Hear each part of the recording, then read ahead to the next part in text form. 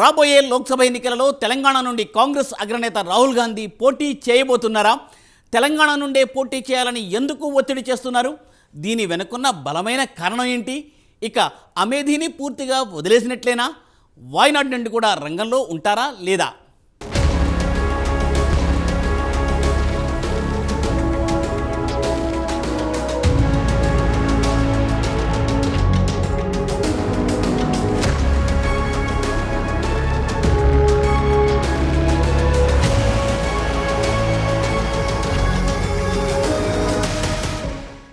ఈ మధ్య ఢిల్లీలో రాహుల్ను రేవంత్ రెడ్డితో పాటు చాలా మంది మంత్రులు కలిశారు.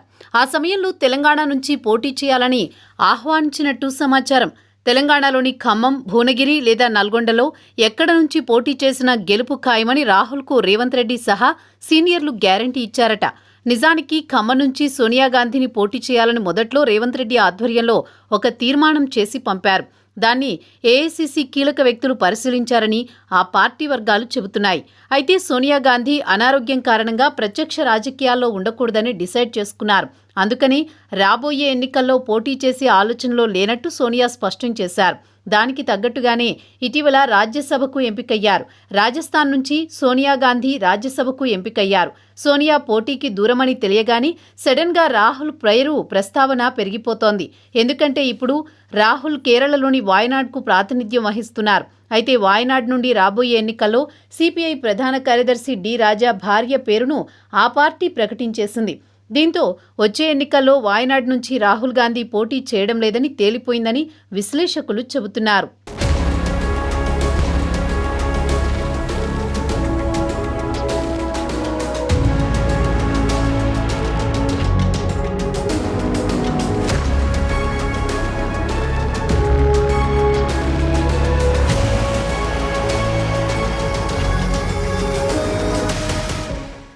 గాంధీ కుటుంబం తెలంగాణ నుంచి పోటీ చేయడం ఇదే కొత్త కాదు. గతంలో ఇందిరాగాంధీ కూడా మెదక్ నుంచి పోటీ చేసి విజయం సాధించారు.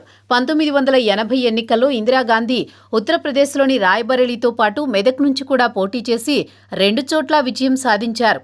1977 ఎన్నికల్లో ఇందిరాగాంధీ రాయ్బరేలీ నుంచి పోటీ చేసి జనతా పార్టీ అభ్యర్థి రాజనారాయణ్ చేతిలో ఓటమి చవిచూశారు. దీంతో 1980లో రాయ్బరేలీలో మళ్లీ గెలుస్తామో లేదో అనే సందేహంతో తెలంగాణలోని మెదక్ నుంచి కూడా పోటీ చేశారు. 2 చోట్ల గెలిచిన తర్వాత రాయ్బరేలీకి రాజీనామా చేశారు. 1984లో మరణించే వరకు మెదక్ ఎంపీగానే ఉన్నారు ఇందిరాగాంధీ. ఇప్పుడు రాహుల్ గాంధీ పోటీ చేస్తే గాంధీ కుటుంబంలో తెలంగాణ నుంచి పోటీ చేసిన 2వ వ్యక్తిగా రికార్డు సృష్టిస్తారు.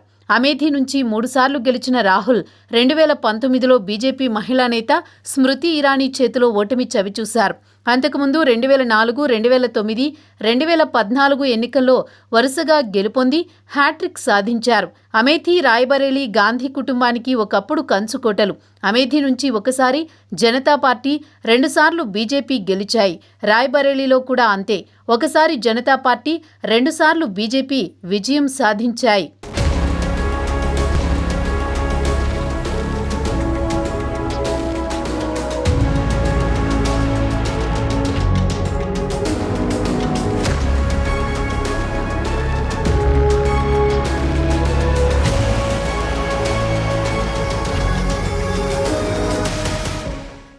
ఇప్పుడు అమేథీలో పోటీ చేయక వాయనాడ్లోనూ పోటీ చేయకపోతే రాహుల్ ఎక్కడి నుండి పోటీ చేయాలనే ప్రశ్న వస్తోంది. అందుకనే తెలంగాణ నేతలు రాహుల్ను తెలంగాణ నుండి పోటీ చేయమని ఆహ్వానిస్తున్నారు. 3 నియోజకవర్గాల్లో ఎక్కడి నుండి పోటీ చేసినా గెలుపు ఖాయమని కూడా చెప్పారట. సోనియా కుటుంబంలో నుండి ఎవరో ఒకరిని పోటీ చేయించాలన్నది తెలంగాణ కాంగ్రెస్ నేతలు పట్టుదలగా ఉంది. ఇప్పటికే రాహుల్ టీం తెలంగాణ కాంగ్రెస్ ముఖ్యులతో సంప్రదింపులు జరిపిందని తెలుస్తోంది. సర్వే రిపోర్టులు, ఇతర అంశాలతో 2 స్థానాలను ఎంపిక చేసుకున్నట్టు సమాచారం. అందులో ఒకటి ఖమ్మం కాగా మరొకటి భువనగిరి. 2 కాంగ్రెస్ పార్టీకి కంచుకోటలే. అయితే ఖమ్మం ఇంకా బలమైన సీటు. అక్కడ కాంగ్రెస్కి ఇప్పుడు సరైన ప్రత్యర్థి లేరు. బీఆర్ఎస్ నుంచి నేతల వలసలతో ఆ పార్టీ పూర్తిగా బలహీనపడింది. ద్వితీయ శ్రేణి క్యాడర్ కూడా పార్టీ మారిపోయింది. బీజేపీ ఉనికి దాదాపుగా లేదు. దీంతో ఖమ్మంలోనే రాహుల్ పోటీ చేయడానికి ఎక్కువ అవకాశాలున్నాయని అంచనా వేస్తున్నారు. రాహుల్ పోటీ చేస్తే ఎన్నికల్లో మరింత ప్రభావం ఉంటుందని కాంగ్రెస్ నేతల అంచనా. ఈ విషయంపై ఏఐసీసీ చీఫ్ ఖర్గేతో సీఎం రేవంత్ చర్చించారని, దీంతో రాహుల్ అంగీకరించినట్లు వార్తలు వస్తున్నాయి.